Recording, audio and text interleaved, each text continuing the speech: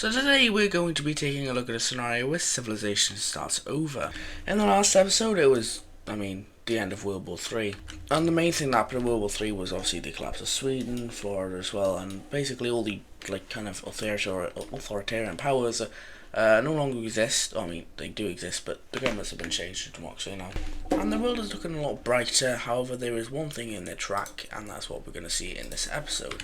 But anyway, I think we should just get straight into it, and we're going to focus on one event first. And that's going to be one explaining a bit about kind of what exactly happened in World War Three and why some stuff happened in the war. And also taking a look at updated nuclear numbers, because these are extremely outdated. But anyway, first I want to explain some things and just get some things out of the water. And one of them is, why did Florida not respond to Mexico after Mexico nuked them? And that's for a few reasons. Florida was a very calamitous country towards the end. They weren't really focusing and they didn't know what was going on. Just before kind of Mexico finished, they were really ahead of themselves. So really, they actually only had nukes in two different territories. One of them was where Florida hit down here, I think around there, and the other was already occupied by the Canadian Union. They had about 8 nukes in this military base territory, and the rest were taken by the Canadian Union. So yeah, with 8 nukes being destroyed down here and the others taken by the Canadian Union, the Floridians couldn't respond, and I'm going to update these nuclear numbers now. Or at least these ones in America first, obviously. So the Canadian Union did manage to get 9 of Florida's nukes, giving them 66. Also, Mexico used all 3 of theirs in the war, so they no longer have any nuclear bombs. Brazil's were also captured by Colombia, weirdly enough. So Colombia now has 2 nuclear bombs. Now the next thing I want to clear up, why was Portugal just completely killed after the war? And that's because, well, if you look at Portugal's history, they haven't been a very kind country. To countries such as the Dark Red Union, which they really didn't like these guys. And basically every single country in this war on the side of the Dark Red Union, except for Germany in the past, but not now obviously. But every single country in this war actually has had at least one war against Italy at one point before this. Oh, sorry, Portugal, not Italy. So they are basically allowed to, just annex them because they don't want these guys to exist anymore, and they've been around for too long at this point, these guys think. And yeah, they're gonna officially die here, and it's sad, but hey, who says they can't come back in the future? No one said that. Another thing I want to clear up is a bit possible confusion about the British Union coming back, and why that was sort of, a big thing. And the British Union obviously was a union formed between Scotland and Wales. Those two countries then broke away from each other after World War II, and now they've come back, weirdly enough. Well, the British Union and Scotland, I guess I want to say quickly, the Scotland and Wales that broke away from the British Union after World War II weren't the same that were before the British Union's existence. They were the people of Scotland and Wales rising up, because the British Union before was sort of like the UK in a way where it had different states and stuff, and those states got released. But that would be like the UK states breaking away and then they coming back together at some point in the future. That was exactly what happened here. And I guess the British Union and the 2 other countries are basically separate entities by this point. And this isn't called the British Union, by the way. This is known as the British Republic. So yeah, that's the confusion about the British Union. And finally, why did Sweden not launch the nukes of the Dark Red Union towards the end of the war? Like I said a million times at this point, it wouldn't have been worth it. One, they just sent nukes to the Dark Red Union. The Dark Red Union has more than them, so they just fire them back. 2, that would have ended the world, and I don't think you really want to end the world. And 3, they were already gonna die anyway, so what was the point of basically just taking the world out with them? That just wouldn't have been a good idea. And also they're not completely insane, so that's why. But if it was a country like Egypt maybe, then yeah, they might have launched nukes. But it was Sweden who was a slightly sane country. But anyway, let's update the rest of these nuclear numbers now. Now 2 nukes were fired by both of these countries during the war, so that's not good, and that's not by both of them, but both of them together fired 2 nukes. One of the Sweden one wasn't really used by them; it was just one they had stationed in Mexico. But it does take a count, or just take a count off the nukes. And yeah, they're not allowed nukes anymore. They're all given to the Dark Red Union. We'll see how that looks now. And the Dark Red Union will now go up to 2,909, or 2,909. And there's a few missing, and that's because the Dark Red Union has basically given up all of their nuclear bombs that they had in their own territory, and they've given it up to all their allies. So, coming out to Spain, they also got Portugal's nukes, giving them a total of 16. Italy will actually be keeping their 3. Remember, they did fire one at the white team during World War III. And a weird thing, Tunisia and Germany don't really like having nuclear bombs. They are actually one of the, post-war, they're one of the biggest campaigners for anti-nuclear action. So they'll both simply be getting rid of the nuclear bomb. And yeah, that's the nuclear bomb update, I think, in the world. Oh yes, they're still going to be created, and a lot more are going to be created in the next few episodes, because despite the fact that the Cold War has ended, and World War III also has ended, like the Dark Union, I mean, they probably might not create anymore, but countries like the Canadian Union, also Egypt, they're going to be like, hey, these guys have 2,000, or nearly 3,000, so like, we need to create more. And that is a common thing shared throughout the world. So, despite the fact we're not going to be having another nuclear update by all these other countries today, there will be one in the next episode.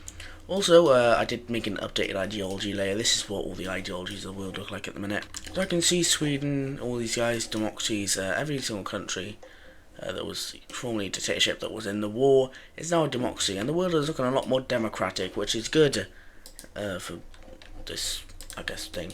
Another event I want to talk about is the collapse of the Square Alliance. Now, post-war, it's not really too viable anymore. Same thing with the Hexagon Alliance, and the alliance just ain't going to really stay. Countries in this region that just joined for the war, kind of just like joined for no reason, they're going to start leaving. As all of the eastern countries over here will leave the Square and Hexagon Alliance. Hungary wants to pursue their own things. Same thing with Albania and Ukraine. And Poland is just Poland. They want to, definitely sign a defensive pact with Latvia. The best brothers back. We then have Italy leaving this alliance. However, they will stay in the Hexagon Alliance. And there will actually be a pretty big disagreement between the Dark Union and Spain, which will lead to them leaving both alliances, and their relations are a little bit sour at the minute. Germany, similarly, will also be leaving. And Carthage as well, they'll be staying for the minute, but once Colombia leaves, it's basically just between these 3, and the Canadian Union, similarly to what Italy also did, will decide to just say, hey, we don't really need you anymore, no offense, but we're just going to leave, and same thing with Ireland. And now it's simply just a pact between the Dark Union and Carthage. However, then on the 3rd of March of 1985, the Dark Union will make a decision to officially dissolve the Square Alliance. And yeah, it no longer exists. They'll also, this country in Africa, they left as well, I don't know why they're still there, but yeah, Square Alliance no longer exists, guys. That's a bit of a shock, I think. However, over here in Europe, there is a kind of talks of possibly a new alliance that would influence Europe altogether. However, for now, it's not quite come to fruition, but there is talks about it, and maybe we'll see that in the next episode. Anyway, another thing that we're going to be talking about here is the AEU's continued expansion across Asia, as they're going to be getting a lot more countries to join their alliance. One of them is actually going to be the first they have this country here, but these guys, they weren't colonized by an Asian power, unlike this northern one, which was colonized by Japan, but these guys were actually the British Union, I do believe. But it's showing that any country in Oceania or Asia can join this alliance, and this is also going to introduce an influx of the Indonesian countries, as we have this lavender one up here designed to join. They are then actually going to be followed by this green one down here, and eventually we have the purple country joining, and pretty much all of these countries, all of Indonesia now is in this alliance, which is a big deal. Coming up here now, we have the Kazakh Union deciding to join this, simply because they want a little bit of money and resources to rebuild, or to just build their country up, as they only formed a few years ago still at this point. Moving on to South America, this economical alliance, which was formerly just between the Argentinian country and Chile, is going to expand quite a bit, as they're actually going to be adding Brazil to the alliance. Now Brazil, currently on the stability map, if I can find it, they are a orange stability, so they're hoping that this alliance can try and help them to get back to being a non-orange stability. So yeah, that's pretty cool. And that's all we're going to be seeing on the alliance layer for now, as we now come down to a region of the world which really hasn't been doing much. Oh, and also, I forgot to tell you guys, this is episode 50 of the series. Welcome. But underwhelming for episode 50. Maybe I'll just make this 49.2. Nah. But the pink team will be invading the teal country because, well, they need more resources. Taking a look at ideology, these guys are communists and these guys are monarchists, and Teal country is being supplied by Big Daddy Egypt over here in Africa, so it's not a surprise that they're doing extremely well against this country. And eventually a country that's never done anything is going to get involved, and that's going to be this Lime team here, as they're going to make a landing in this peninsular kind of tail area, and they're going to take all of this over. And they're going to basically just decide to share the rest of Papua New Guinea, or this teal country, with the pink team, which is a weird thing to do. But hey, well, it's their idea. Let's take a look at the peace treaty. As over here, we have this pink country gaining this land, and the lime country down here in the Pacific Islands, they'll gain this here. So yeah, anyway, let's move away from there now, go to something else. Something else is actually going to be power rankings. Yeah, we're going to be doing them first thing in this era, so let's just get started. So I say by this point it's been about 2 years since World War III, and the world has started to recover at this point, so we're going to probably be able to do power rankings by now. Now the Dockers Union, I want to say they're still number 1, however, they are very, just barely in number 1. As the red team is literally like just behind them, like extremely close in power. And then at 3, I'm actually going to give it to the Canadian Union. They gained a lot of populated areas in like this region here during the war. This is like an extra like 50 million population. That's how good this was. Then at number 4 is going to be Shandong. Actually, no, scratch that. Number 4 is actually Egypt. Number 5 is Shandong. And why is that? Well, Shandong used a few troops in World War III. Egypt didn't do anything, and you'll see why in a minute, and you'll see what the communists were planning during the war. Number 6 is actually going to be Spain. 7 is going to be Morocco. 8 is going to the Italians. 9 to the Anatolians. And 10 is actually going to be going to Mexico, weirdly enough. I'm going to do actually up to top 15, so number 11 is India. Number 12 I'm going to the British Union. In fact, actually no, maybe number 12 I'll give to Ireland, and number 13 I'll give to the British Union. Number 16 I'm going to Caspia. Number 14 I'm going to be going to Caspia. And 15 is going to be going over to Colombia. So those are the top 15 ranking. Yeah, let's go 20. Number 16 is going to be China. 17 will be Korea. Closely followed then behind, 18 is Japan. 19 is going to be Hungary. And 20 is going over to Ukraine. So those are the top 20 rankings in the world, and yeah, that's pretty cool. And let's move on to something else now. And that's actually going to be a large war down here in East Asia between a few countries. And that is when we actually see the pink Manchurian country accidentally invade into Korea. They'll kind of start invading in this area, and they'll realise their mistake, so they'll kind of back out. However, by this point the Koreans already know. And then officially after that we have the 6-Point Star Alliance officially declaring war on this country. However, Shandong actually isn't really going to be taking part in this war, but they kind of obviously supplying this country, but I'll actually explain it now better. And that's this defensive pact isn't here anymore. It was for about, I'd say like maybe 30 years. However, that treaty has passed now, and Shandong was putting off renewing it for a long time, and it's going to kind of come to bite them in the bum now at this point, because they've just been putting off for so long. So we have the Koreans invading into this pink country, as they're going to be quite fastly invaded. However, they're going to be able to stand their own. They're not a specifically weak country, they are able to at least fight back. However, Korea is just slightly stronger, so they'll send troops along the coast. However, the I don't know what country this is. The Chinese, pink Chinese country is going to be able to send troops in over in this region and start a kind of spearhead to try and get into actually Korean territory. But the Korean troops will just do an encirclement. Korea's leader at the minute, which Korea's a dictatorship, and they're actually more of a military dictatorship, but the leader at the minute is a extremely good military mind. He's the 3rd best general in the entire world, and his strategies are incredible, so they'll kind of like blitz up in here, and eventually once they get to this point, we have this country here deciding that they're basically just going to surrender over to Korea, and that's a big deal. However, they're going to be basically keeping their sovereignty and their place in the EU. However, they'll just be losing a little bit of land, and the land they're going to lose is all of this here. Now Korea is a lot stronger, and the rest of this country isn't really, like, obviously it's good, but it's not the greatest. So what's actually going to happen is they're going to do is just unite up with Shandong. That's a pretty big boost for Shandong because this country was pretty populated. There was quite a lot of people obviously living here. And yeah, I guess you could say that is a pretty W move. Maybe, I mean, depends what you think. We're not going to be leaving East Asia, as there's going to be another invasion, surprisingly, and that's going to be to Hokkaido. Hokkaido is in the AEU, however, at the minute, one, their relations aren't the greatest, and two, the AEU isn't like a defensive alliance, it's an economic alliance. I'm just going to kind of remove them, because I think you guys know how this war's going to go. But Hokkaido did actually do a kind of weird move by leaving the AEU after World War III. They were like, hey, there's not going to be much coming to us now, we're probably just going to be chill. However, the Japanese want to retake all of their main island, so they'll push up into this Hokkaido area. And we then actually have the Koreans making a landing on this side of the island. And these guys will kind of work together to take out the rest of Hokkaido, as the Japanese country will get to the capital. We'll also push up the Kuril Islands, but Korea will be able to take over the rest of Hokkaido. And now we're going to look at a peace treaty. As the Japanese country will be getting this land down here. It's quite a lot, and I actually really like how they look. I think their borders look good.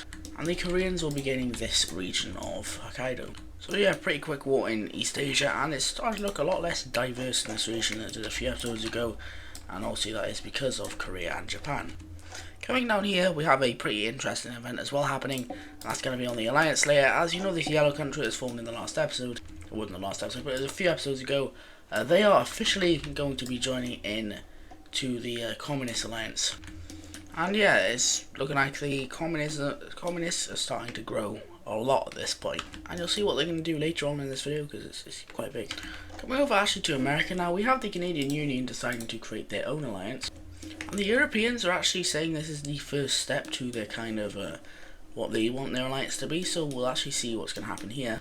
And the Canadian Union will create the Diamond Alliance. And in the alliance will simply just be this country right here, or just Alaska. So at the minute, you can see that it's a two-way, but eventually the Spanish are actually going to join in on this alliance.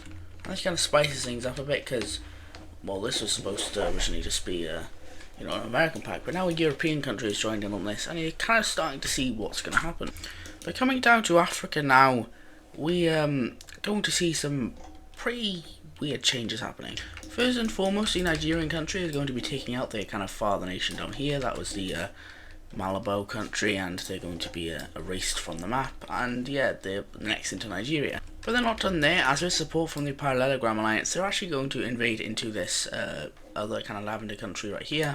And they're going to snake down the coast and get to the capital, where the government is obviously, and they're going to, once again, like we see a lot, change the government. And these guys are now a communist nation. And quite soon after, these guys will be added into the parallelograms. But the Europeans are going to start to come or look at the communists. They're going to be like, well, like, what is this? And they're like, this is your turf. Obviously, you're allowed to do whatever you want in this region. But this is Africa, so do whatever. But just stay out of Europe and stay out of the Mediterranean. More wanting, I guess. However, seems that not even that can be followed, as a response to this will actually be Egypt just simply adding Crete into the Parallelogram Alliance. Crete is already a communist nation, so it's not too hard. And the Europeans are going to be now like, okay, well, you didn't have to do that, did you? This is our turf, get out. And then, a few days later, the Triangle Alliance will just cease to exist for some reason. And instead, both Anatolia and Southern Anatolia will be joining into the Parallelogram Alliance. And this is a big deal, because this is European, kind of like, it's Anatolia, Asia, but it's European kind of home turf.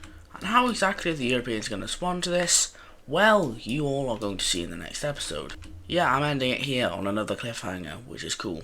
But I want to thank you guys for watching today's video. This is obviously, like I said, episode 50, and also the first one after World War III, so it's a pretty big episode in a way, and although it may not seem like much is happening in this episode, it's going to set up a lot of stuff for the future, if you kind of know.